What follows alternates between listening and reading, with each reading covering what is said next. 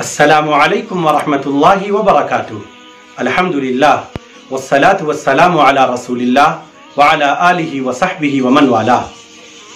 Programme आप ही Muallem हैं के जरिए हम सैयदना मुहम्मद रसूलुल्लाह सल्लल्लाहु अलैहि वसल्लम की सीरत तय्यबा के बाद वाक़यात से अखलाक व आदाब, जिंदगी गुजारने के तरीक़े व सलीक़े सीखने और सिखाने की कोशिश कर रहे हैं, ताकि हमारी जिंदगियां इस दुनिया में और आखिरत दोनों जगह कामयाब हो जाएं।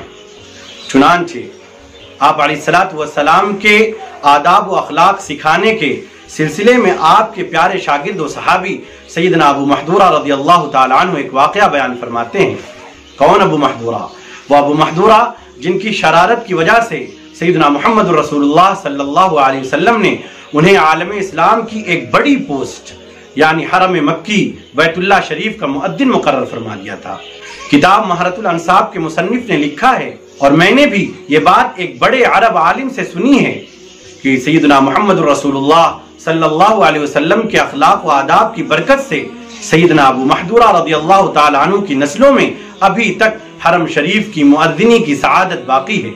बहरहाल सैयदना अबू महदूरा रज़ियल्लाहु ताला अन्हु बयान फरमाते हैं कि मेरे लड़कपन का दौर था और मैं मोहम्मद रसूलुल्लाह सल्लल्लाहु अलैहि वसल्लम से शदीद नफरत करता था।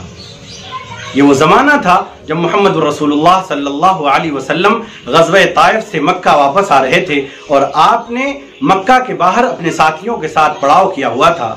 मैं अपने चंद दोस्तों के साथ मोहम्मद रसूलुल्लाह सल्लल्लाहु अलैहि वसल्लम की तलाश में निकला, और जब उस जगह पहुंचा जहां मोहम्मद रसूलुल्लाह सल्लल्लाहु अलैहि वसल्लम अपने साथियों के साथ ठहरे हुए थे, तो मैंने देखा कि सहाबा वहां वज़ू कर रहे हैं और पड़ाव से अजान की आवाज़ आनी शुरू हुई। हमने शरारत में चिढ़ाने की वजह से अजान की आवाज़ की नकल करनी शुरू कर दी।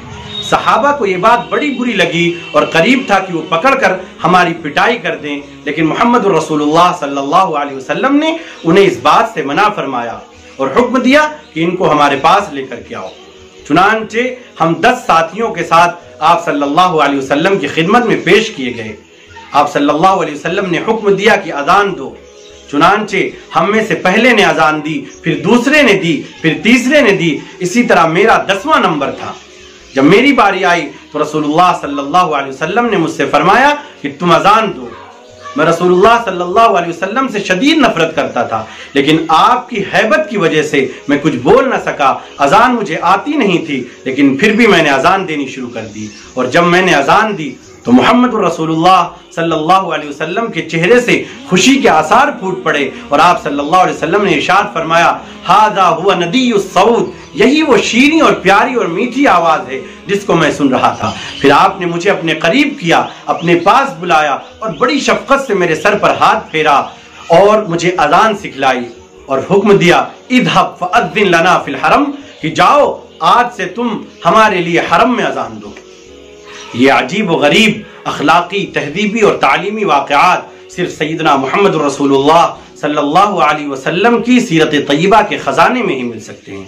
लिहाजा अगर हम इन असबाब पर और तालीमात पर तवज्जो दें और इनको अपनी ज़ाती और समाजी ज़िंदगी में उतारें और इन पर अमल करें, तो हमारी सोसाइटी के आधे से ज़्यादा मसाइल खुद ब खुद हल हो जाएंगे। नबी करीम सल्लल्लाहु अलैहि वसल्लम नौजवानों और बच्चों के साथ फ़कत उनके ज़ाहिरी कामों को देखकर मामलात नहीं करते थे, बल्कि उनके अंदर मौजूद सलाहियत और टैलेंट जो अल्लाह रब्बुल इज़्ज़त ने उनके अंदर रखा है उसको देखने की कोशिश फरमाते थे। चुनांचे आप इसी वाक़ये में गौर करें तो आपको मालूम होगा कि नबी करीम सल्लल्लाहु अलैहि वसल्लम ने इस्लामिक सैंबल अजान का मजाक उड़ाने के बावजूद हजरत अबू महदूरा की इस बदतमीजी पर गौर नहीं किया, बल्कि उनके अंदर जो सलाहियत मौजूद थी हुस्न सौत की, अच्छी आवाज़ की, उसकी तरफ नज़र फरमाया और अपने इखलाक़ करीमाना का इजहार किया और आलम इस्लामी की सबसे बड़ी और अहम पोस्ट यानी हरम मक्की यानी बैतुल्लाह शरीफ की मुअद्दिनी उनके सिपुर्द कर दी।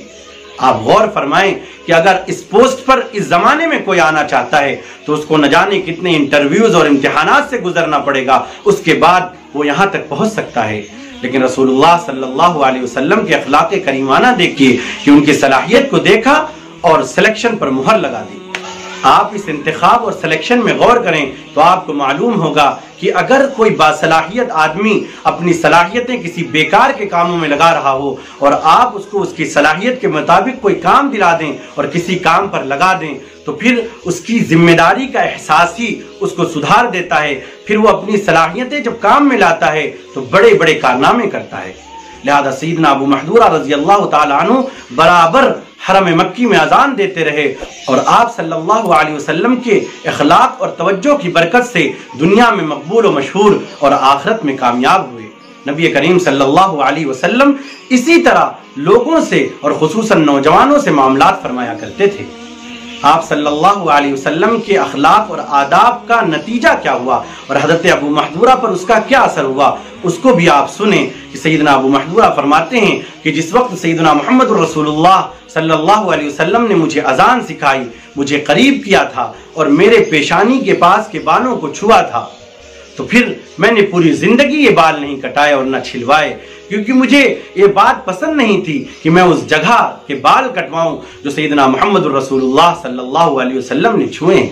لہذا اس محبت کی وجہ سے برکتیں سیدنا ابو محذورہ کے جسم میں، روح میں، قلب میں، آواز میں اور نسلوں میں باقی رہیں. چنانچہ نبی کریم صلی اللہ علیہ وسلم کے بابرکت اخلاق ہمیں بھی سیکھنے چاہیے اور اپنی اولادوں کو بھی سکھانے چاہیے تاکہ نبی کریم صلی اللہ علیہ وسلم کے اخلاق اور آداب کی برکتیں ہماری زندگیوں میں بھی اتریں اور ہم بھی کامیاب ہوں. کیونکہ قیامت تک کے آنے والی انسانیت اگر کامیاب ہونا چاہتی ہے تو اس کو سیدنا محمد رسول اللہ صلی اللہ علیہ وسلم کے اخلاق، آداب، افعال، کردار اور طریقوں کو سیکھنا پڑے گا کیونکہ آپ ہی معلم ہیں. والسلام علیکم ورحمۃ اللہ وبرکاتہ.